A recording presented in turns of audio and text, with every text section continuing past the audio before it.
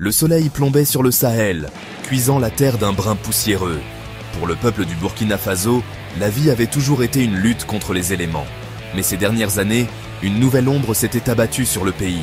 L'extrémisme, tel un serpent venimeux, avait rampé à travers les frontières, empoisonnant la paix. Les villages autrefois animés par les rires et les rythmes de la vie quotidienne vivaient désormais dans la peur.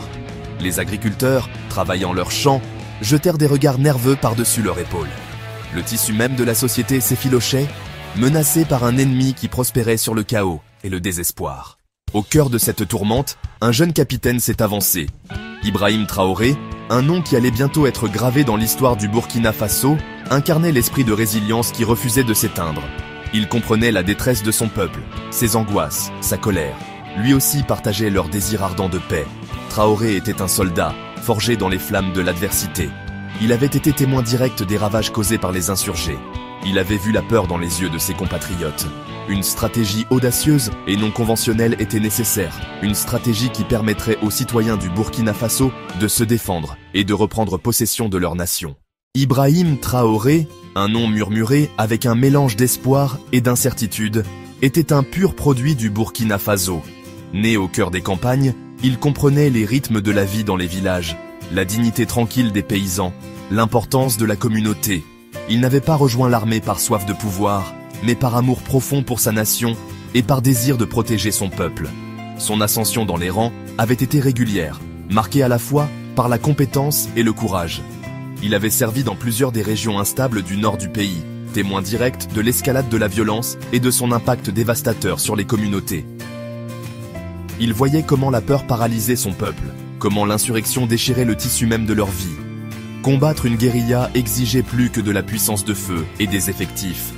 Pour les vaincre, Traoré savait qu'il devait mobiliser un autre type de force. L'idée des VDP, les volontaires pour la défense de la patrie, est née de la nécessité et d'une profonde croyance en la résilience du peuple burkinabé.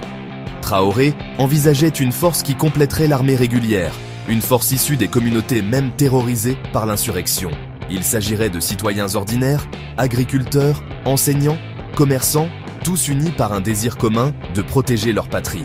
Les VDP, grâce à leur connaissance intime du terrain et à leur profond enracinement au sein des communautés, pourraient servir de lien vital entre la population et les forces de sécurité.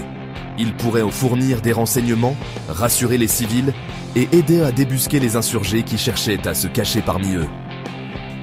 Armer des civils était controversé, suscitant des inquiétudes quant aux abus potentiels et à l'escalade de la violence.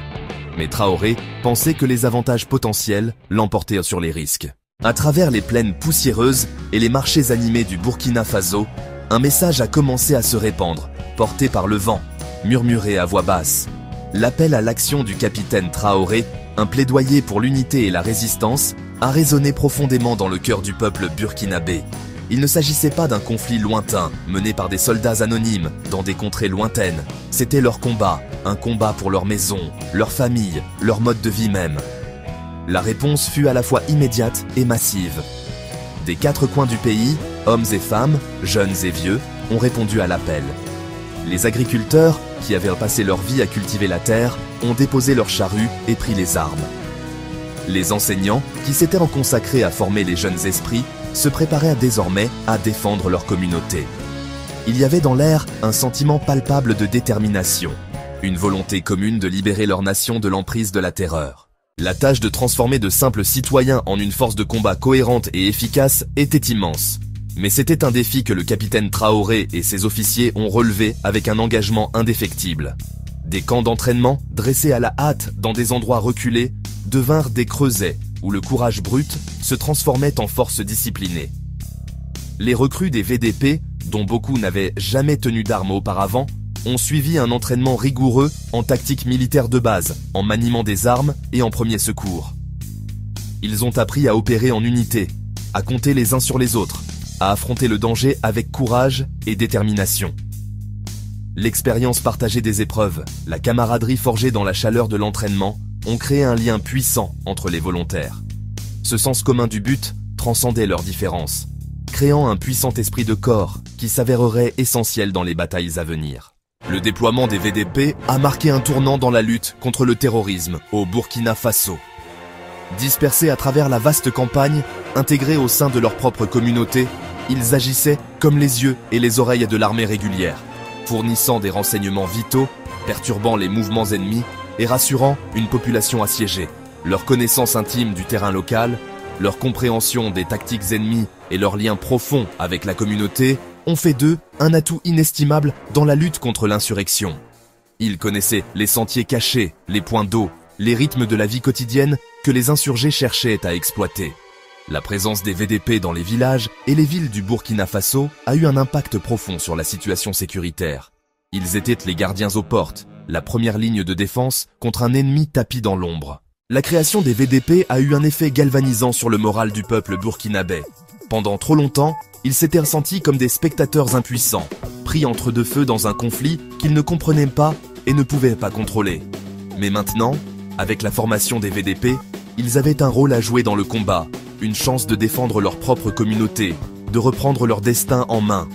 La vue de leurs concitoyens, des gens ordinaires qui avaient répondu à l'appel aux armes, patrouillant dans les rues, tenant des points de contrôle et montant la garde contre les ténèbres envahissantes, a insufflé un sentiment renouvelé d'espoir et de résistance. Les VDP, bien que légèrement armés et souvent en infériorité numérique, représentèrent quelque chose de bien plus grand qu'eux-mêmes, l'esprit indomptable d'un peuple déterminé à protéger sa patrie. Les premiers jours des VDP furent marqués à la fois par le triomphe et la tragédie. Les volontaires, bien qu'impatients d'affronter l'ennemi, étaient souvent surpassés en nombre et en armes. Il manquait d'armes sophistiquées, d'entraînement avancé et du soutien aérien dont bénéficiait l'armée régulière. Leurs victoires, lorsqu'elles arrivaient, étaient durement acquises, payées au prix de sueur, de sang et de la vie de leurs camarades.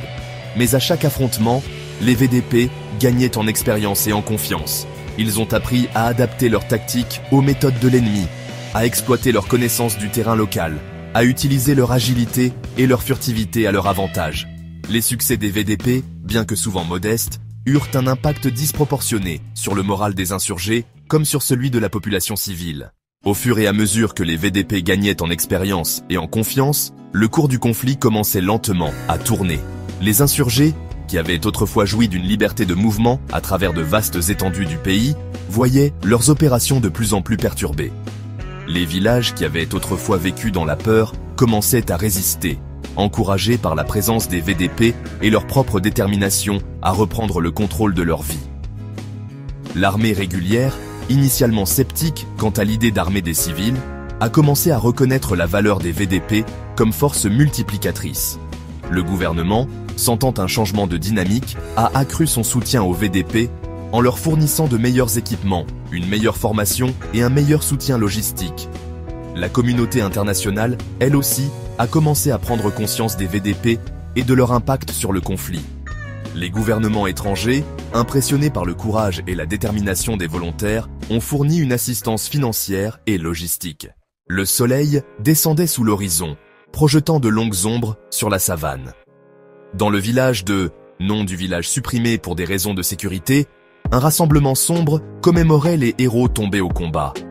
Les VDP, bien qu'instrumentales pour endiguer la vague de violence, avaient payé le prix fort pour leur courage. Chaque vie perdue, un fils, une fille, un père, une mère, un lourd poids sur l'âme d'une nation. L'air, épais d'encens et du parfum de la terre fraîchement retournée, vibrait d'un mélange de chagrin et de fierté. Des mères, drapées dans des tissus colorés, le visage marqué par le chagrin, serrèrent des photos de fils perdus trop tôt. Des enfants, les yeux écarquillés par un mélange de peur et d'admiration, écoutaient attentivement les récits de bravoure murmurés par les anciens.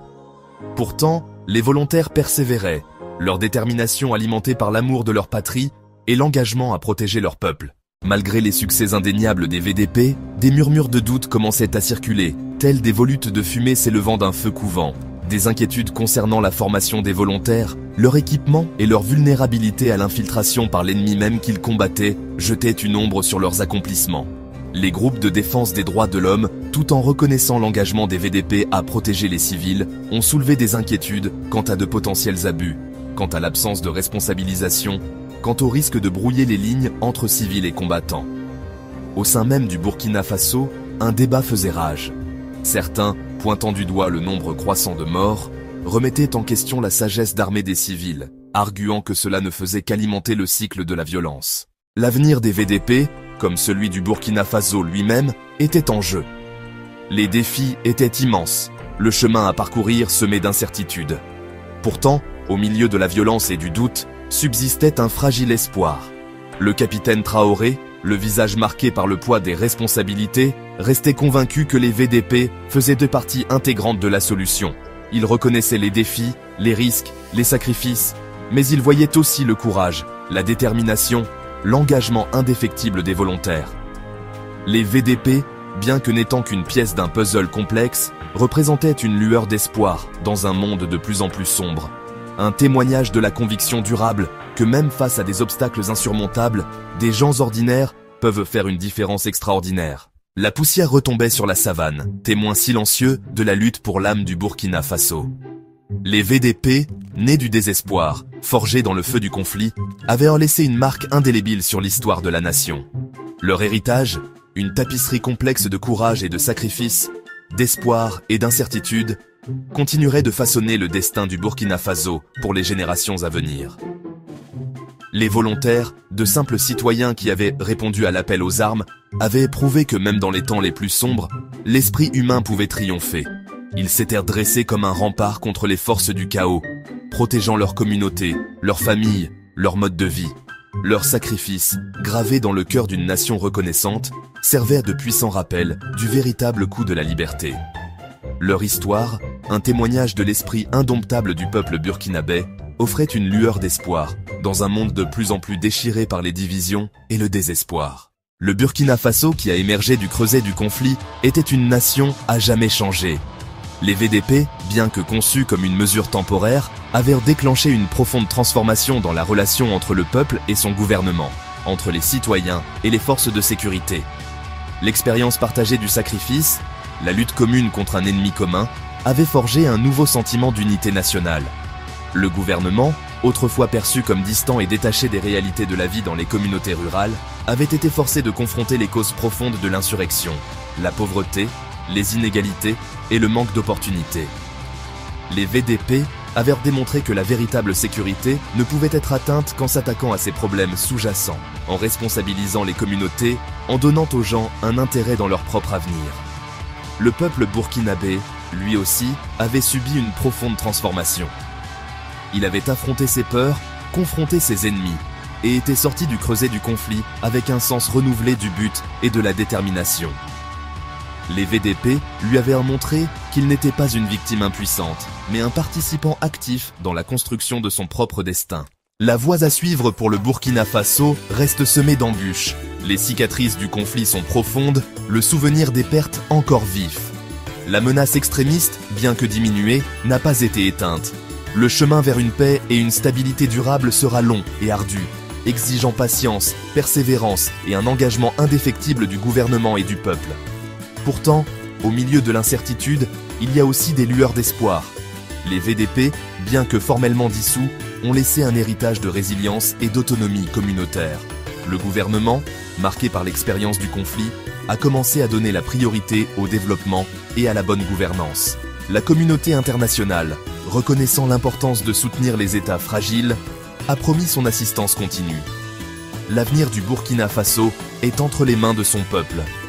Les VDP ont montré la voie, démontrant le pouvoir de l'unité, l'importance du courage et la force inébranlable de l'esprit humain. Il appartient maintenant à une nouvelle génération de dirigeants burkinabés, inspirés par les sacrifices du passé, de construire un avenir meilleur pour leur nation.